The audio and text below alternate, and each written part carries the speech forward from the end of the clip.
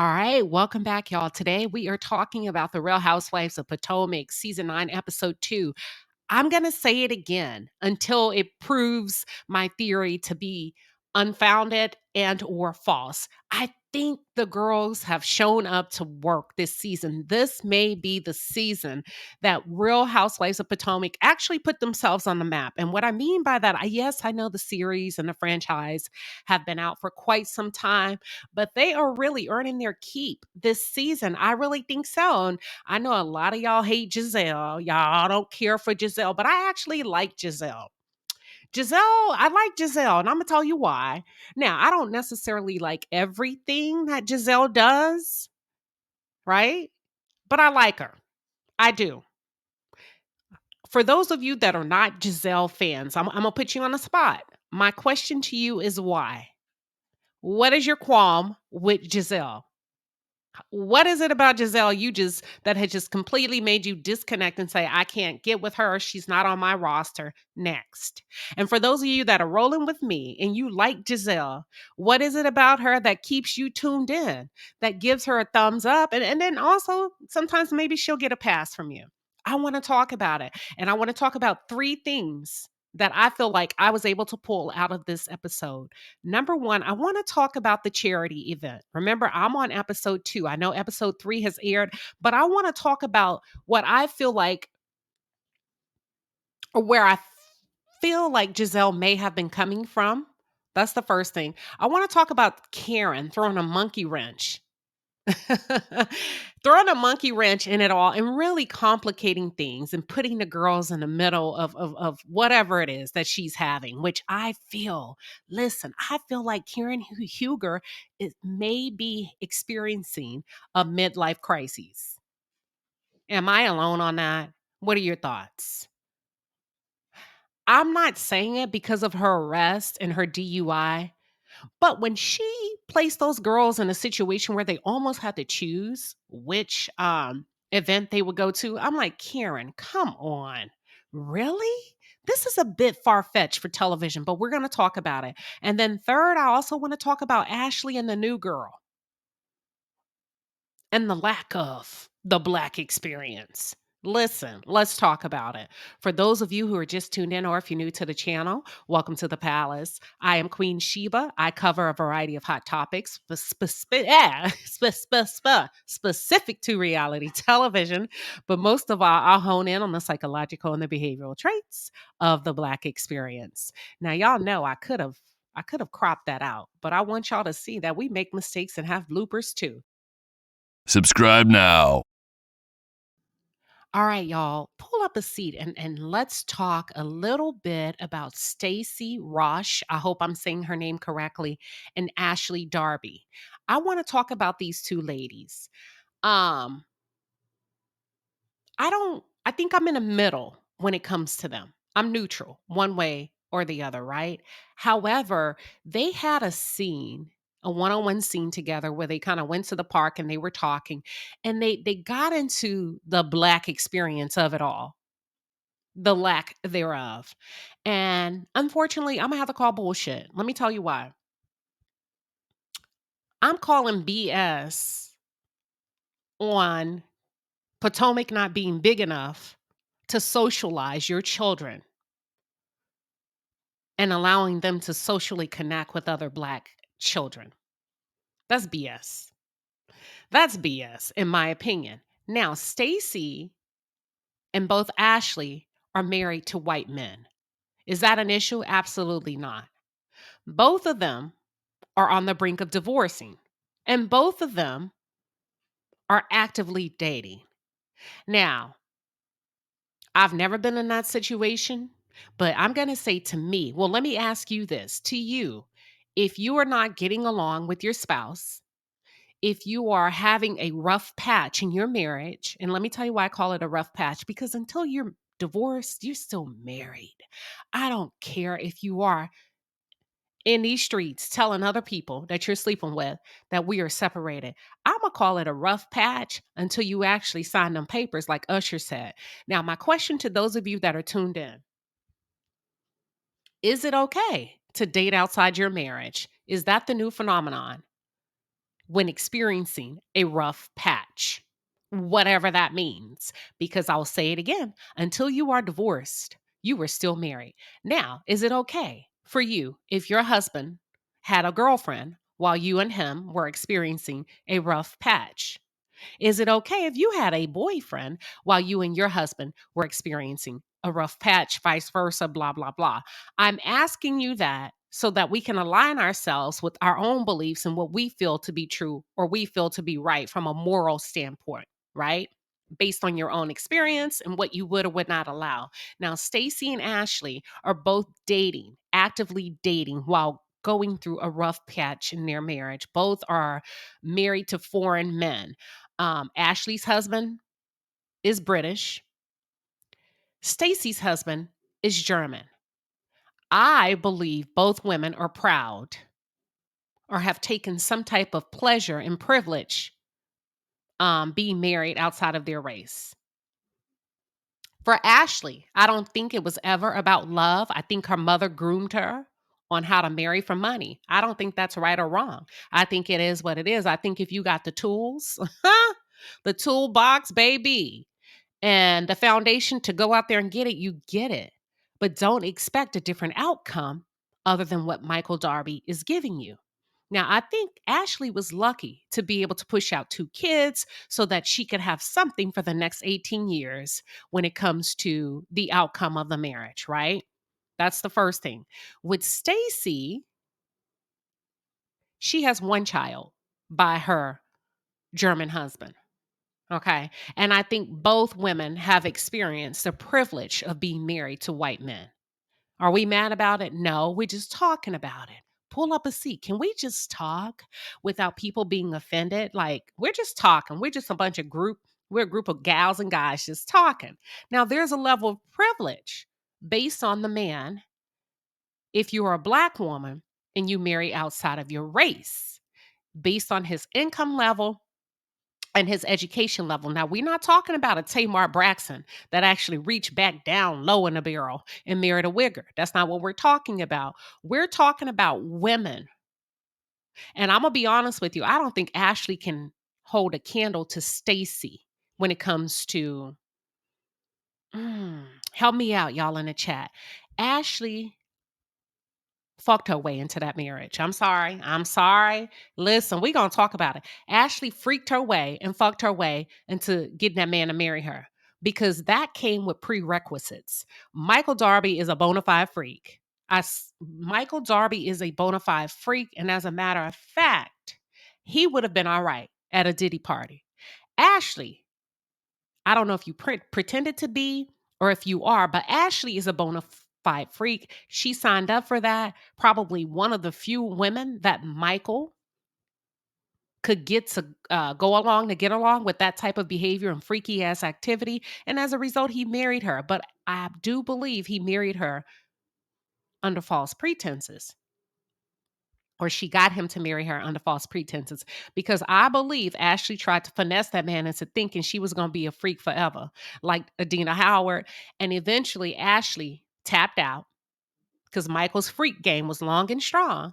This man is built for this. That's what he does. Men like that, like an old Michael that's been married once to a nice little white lady that has built his fortune with a nice little white lady and had kids with a nice little white lady, baby, he ain't looking for love. Can we talk about it?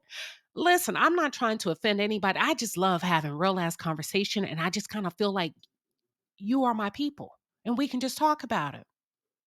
A man of a particular age that has been there, done that, had everything that he's wanted by way of women, men, food, access to people, places, and things. He ain't looking for love. He's looking for a good time at that age. And Ashley was a good time until she started to desire to be normal and want children and all of that. Okay. That's when their stuff fell apart. Stacy, when I say Ashley can't hold a candle to Stacy, Stacy seems to be cut or presents herself to be cut from a different cloth, a little bit more sophisticated, conservative, presentable, not as rough around the edges when it comes to her freak game. We don't know nothing about her. All we know is that she's going through a divorce. She's married to a German man. Germans take pride in their culture and their heritage. Her child takes pride in being German, and she's now dating a nice Christian man who refuses to have sex with her nor touch her, almost like a Boaz, right? Until she gets a divorce. Does that not sound really nice and fairy tale, fantasy, and sweet? You see what I mean? She presents herself a little bit better than Ashley. And I love it. It's good TV. But I have to go back and I have to call both of them out when it comes to the children. Because, in my opinion, when you take any child and place them in a room where they are the only one of that thing, even though the parents may reap the benefits socially, reap the benefits by having the bragging rights, there is a negative impact on that child eventually. They will come to see themselves differently. They will be challenged eventually by their peers. And if we could really get specific, let's talk about little Black kids.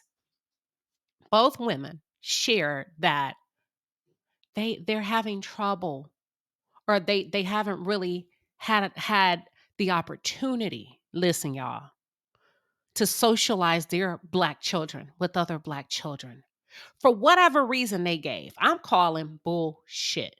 Can somebody pull up for me the diversity stats in Potomac? I believe there's a level of bragging right that comes from having your Black child being the only one at this school, being the only one in that circle. And the only one that benefits from that to me is you, Ashley, and you, Stacey. Now, I'm not saying that what they're saying isn't true. I'm saying that if you really wanted your children to be socially connected to the other side of their culture, their lineage, then you would make it happen. You don't want it to happen because it gives you bragging rights. It elevates you in a different echelon because you've had a child by a white man, and both of you have had children by white men with money. Is that a negative? No, but you're not going to play in our faces when it comes to, oh, there's really not any Black kids here. There's not really any Black women here that my son or my daughter could meet because we're from that ain't got nothing to do with nothing. Just like there's Black women on the show, there's Black kids in that city, in that community. I don't think either one of them are interested at this point of opening up the gates of diversity. I think they will be forced to be. You more so, Stacey, before Ashley, because your daughter has a darker skin tone. Ashley's children, they're beautiful. Both of their children, both women have beautiful children. But I think reality is going to hit for Stacey quicker than it will for Ashley because your daughter is obviously a little girl of color. And even if you love her, um, not love her, and even if that's the story that you tell regarding her upbringing and how proud she is of being German, there is going to be some kid or a group of students at that school who happens to be of a different race that's going to give her a wake up call one day. I'm sorry, that's just how kids are. They tease, they pick, and she's going to come home feeling less than one day. Somebody's going to talk about the texture of her hair, the color of her skin, the roundness of her beautiful little as she begins to fill out as a young girl. We're built differently. And she's going to either come to you for support or she's going to come to you for a hug because now she feels different. I don't ever think it's a great idea for any parent of any race of child to allow your child to be the only one. It comes with bruises, it comes with marks, and it comes with a level of pain, depending on how long you expose your child to being the only token in the room. With Ashley and her boys, they're a little bit different because boys have a bit more acceptance when it comes to other boys. Boys can go along to get along. They play sports together, football, golf. We see them on teams every day. We can't say the same thing for girls. Girls run in packs, and girls identify with other girls that are just like them. Now, here's my thing, Stacey. Unless your daughter is the only Black little girl in the school, she's gonna she's gonna be at somebody else's mercy of allowing her to be a part of their group. unless she can identify with other little black girls. And that is going to prove your notion to be false, to which you say there's nobody that she can really play with or hang out with because there's not a lot of diversity there. Y'all get what I'm saying? What are your thoughts on their scene? What are your thoughts on that?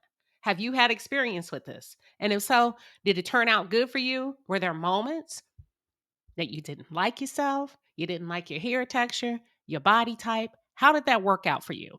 Put it in the chat. All right, we're gonna move on. I want to get into like the two events that Karen was having and Gizelle was having. Now, Karen, here's the thing, girl. I just gave you props for being mm, that girl that understands the assignment when it comes to all things entertainment and all things reality television. Where I feel like women like Karen, listen, here's where you have here's the thing, Karen. Don't go too far. You found your sweet spot. And I'm not talking about the DUI. I'm talking about how you show up on camera, how you challenge the women, how witty you are, how you can come back with a read, girl. You can read down and stand on your own 2 feet. Don't go too far. Push the envelope. I'm sorry, push the envelope. Just don't knock it off the table. And I think you came very close to knocking it off the table because I just said that your ass understood the well being of the show. That's the ultimate goal. But by last minute, deciding that you were going to have an event at the same time, that Gizelle was having her event, and even though she announced her event first, it's petty.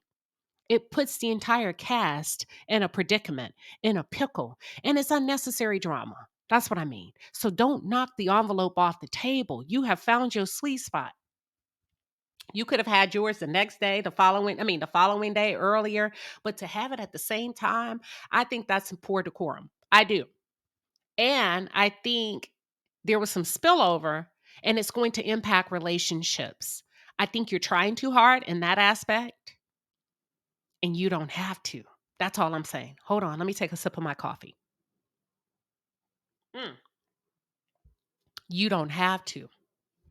And I think it's a little banter of back and forth between Gizelle and Karen, but I don't think Karen should be trying that hard. What are y'all's thoughts? Do you feel like Karen was wrong for purposely manipulating the situation where the women would have to choose? And as a result, they were not able to support either woman, in my opinion, if you watched episode 2. What are your thoughts? Did Karen cause conflict amongst the group that you wish she didn't, or hey, is it each man for himself? What are your thoughts? Now, here's my thing. I I'm a ride with Gizelle up to a particular point on this issue. Let me tell you why. Because they did RSVP to her event. And she expects them to keep their word and show up. And let me tell you why I said I'm going to ride with Gizelle on this. This was a charity event. Charity events, it's almost like you talk to the secretary differently than you talk to the CEO. A charity event is a special event that you're going to put your best foot forward. It's a little bit different than an award ceremony.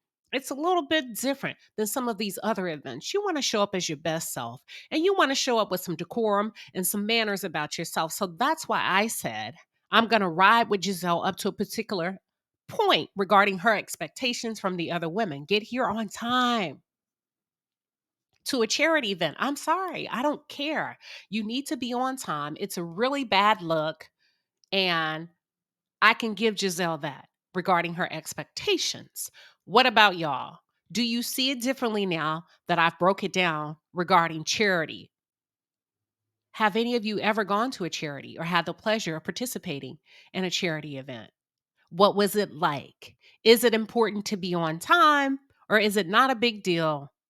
What are your thoughts? Was Gizelle just making a big deal out of nothing? And hey, at the end of the day, it's a reality show. So what? That they are late. Okay. I'm going to also ride with Gizelle on this because I feel like she's coming hot off of grief and emotion. And the reason for the season, when we talk about the charity event, was to honor her father. So I have to give her a little bit of grace in that moment, right then and right there. That's where it stops for me. Come on, y'all. Be open minded. That's all I'm saying. Are we open minded? That's where it stops for me. Now I want to talk about the girls. I feel like all of the girls, I want to give them a benefit of the doubt. I thought they all had good intentions. I do. Of trying to do the right thing to support two Black women. I really do. I thought it was beautiful. If Wendy could have stayed at Kieran's event, and I understand what Wendy was saying. I came, what's the point of me coming if I can't see her get her award? The point of leaving Wendy is because you already RSVP'd to a different event. That's why. Okay. Now y'all already let me get off Wendy. But I thought for the most part, I really like how the women showed up for both sides. And I like how they try to make it happen for both sides. I do. Now, here's where Gizelle went wrong. I think it was an overkill. I do. When the women arrived and all of that, no, no, get out, get out, get out. I think it was an overkill. I think it was television moment and it did not feel genuine. It felt like, you know what? I'm going to get my lick back and I'm about to do it for TV. This is going to be great. That's what I got from it. And that's why I said I can only ride with Gizelle up to a certain point. It wasn't that serious. They made it. They came in with a good spirit, in my opinion, a good attitude. Let them stay. The fact that you threw them out like that, and I'm gonna talk a little bit more about it in the next recap. You brought more disruption to the event. Nobody else would have ever said anything if you would have just rolled right along. And I think that's the little part of Gizelle that y'all kind of don't like sometimes. Am I right? But I think it was an overkill. I think her reaction was just dramatically, it did not fit the occasion because after all, Gizelle, it is a charity event. So my question to you is, where were your manners at your event? Let's take it to the chat. What are your thoughts? Real Housewives of Potomac, season 9, episode 2.